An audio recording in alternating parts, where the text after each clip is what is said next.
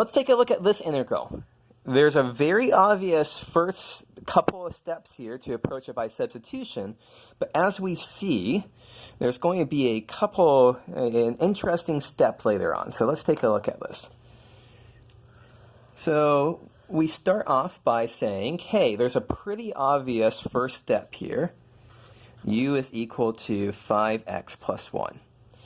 So if we do that, du is equal to 5 dx, or du over 5 is equal to dx. So let's take a look. I'm going to write something out here, and we'll comment on what looks a bit weird here. So we've got a 5x plus 1, that's u, so we've got u to the 1/2 power, and then dx becomes du over 5. And so we realize we've got this factor of x left over. And that's frustrating. That's annoying for us because we want everything to be in terms of u. So how are we going to fix this? Well, take a look at this expression. We have u written in terms of x. What we can do is that we can say, well, we can solve for x in terms of u. So here we see that x is equal to u minus 1, all of that over 5. So we're going to replace x here with u minus 1 over 5. And now we have our integral written entirely in terms of u's. And so the key step here is going to be realizing that we have to do a little bit more simplification to get everything in terms of u's here. Once we're at this point, we're pretty much home free. We're dividing by 5 twice, so we're dividing by 25. Then we've got u minus 1 times u to the 1/2.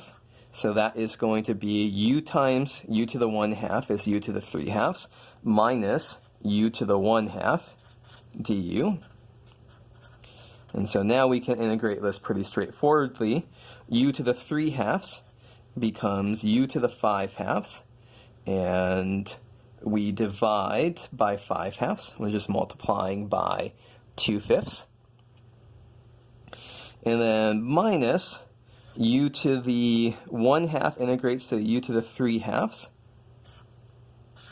And we're going to divide by 3/2, which is multiplying by 2/3. And so here is our answer after doing that anti-differentiation. Of course, what is our final step? We've got u's in here, we want to replace it with x's.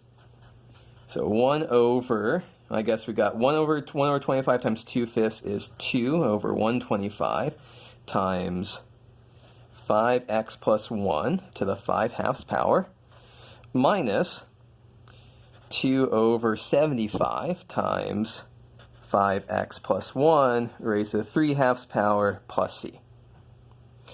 So why do I make this video? To show off sometimes this isn't good enough. Sometimes we always have to reduce it down, so we only have one variable left in here. Sometimes I might just skip this step and go straight from here to here, because we really only want one variable in our formula at a time. We've got x's, we want to get rid of all the x's, so we only have u's in them.